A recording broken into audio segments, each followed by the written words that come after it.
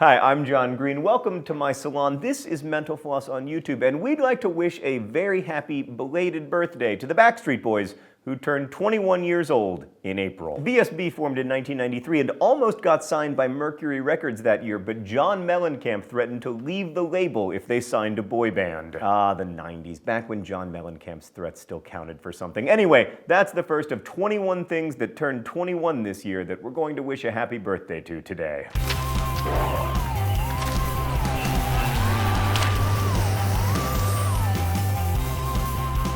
The song It Was a Good Day by Ice Cube turned 21 too in 2014. Fun fact, in 2012, stand-up comedian Donovan Strain examined the song's lyrics to find out once and for all when Ice Cube's good day occurred. According to him, the only day where Yo MTV Raps was on the air, it was a clear and smogless day, beepers were commercially sold, the Lakers beat the Supersonics, and Ice Cube had no events to attend, was January 20th, 1992, about a year before the song was released. Bill Nye the Science Guy first aired on PBS in 1993, and I'm sorry to report that in the pilot he wore a regular tie instead of his trademark bow tie. He eventually decided to start wearing them because, in his words, the bow tie does not slip into your soup, so it's very practical. Another show that first debuted in 1993, The X-Files. But Gillian Anderson almost didn't get to keep her job for the full 9 seasons because she got pregnant at the beginning of season 2 and Fox executives wanted to replace her. But the show's creator, Chris Carter, refused to let that happen. Instead, he wrote a storyline that involved Scully getting abducted by aliens to work around her pregnancy. 1993 was a big year for late-night talk shows, too. David Letterman moved from NBC to CBS. He had been hosting Late Night after The Tonight Show, but when he wasn't offered Johnny Carson's old job, he moved to CBS and started The Late Show with David Letterman. The Jon Stewart Show also premiered on MTV that same year, and to bring things full circle, in 1995, Stewart would announce his show's cancellation on The Late Show with David Letterman. Jurassic Park's CGI dinosaurs were a really big deal in 1993. The movie won the Oscar for Best Visual Effects, plus New York Times critic Janet Maslin called it a true movie milestone, presenting awe and fear-inspiring sights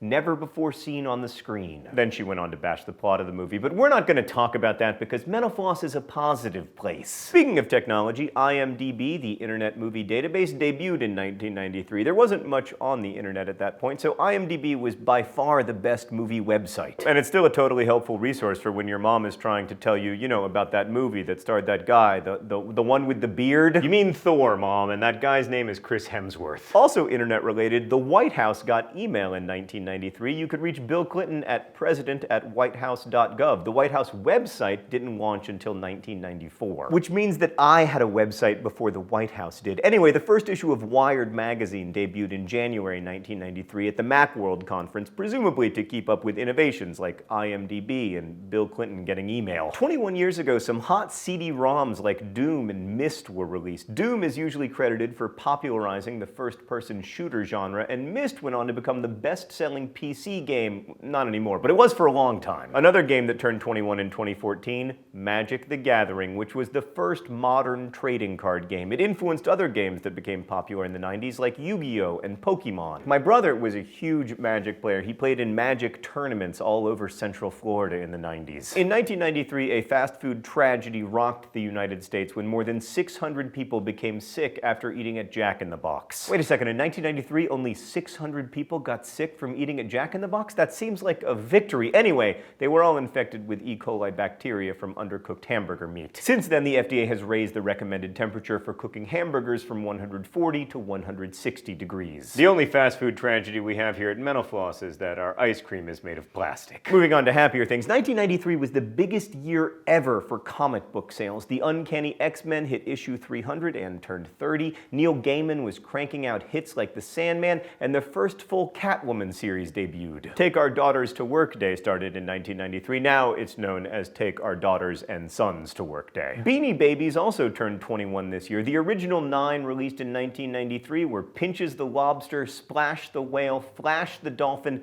Patty the Platypus, Legs the Frog, Chocolate the Moose, Brownie the Bear, Squealer the Pig, and Spot the Dog. Each of which are, of course, now worth millions of dollars. No, they aren't. Don't worry, Pinchers, we would never sell you. 1993 was also a good year for books, especially ones that would later become movies, like Trainspotting came out and became a hit film 3 years later. The Virgin Suicides and Girl Interrupted were also released, which were both made into movies 6 years later. And Howard Stern's bestseller Private Parts was released in 1993, coinciding with his run for governor of New York as a libertarian. He ended up withdrawing, but George Pataki, who won, signed the Howard Stern bill, which allowed only night construction on Long Island and New York City state roads. In 1993, the California Milk Processor Board started its Got Milk ads. The first one was a TV commercial directed by American hero Michael Bay. Later, print ads went on to feature such 90s celebrities as Neve Campbell, Jonathan Taylor Thomas, and Hanson. Another beverage, Coke, started its Always Coca-Cola campaign the same year, introducing the computer-animated polar bears that drink Coke, as opposed to actual polar bears, which of course are being decimated thanks to Coke's gigantic carbon footprint. In their honor, we gave Mark's childhood bear Cellophane a Coke.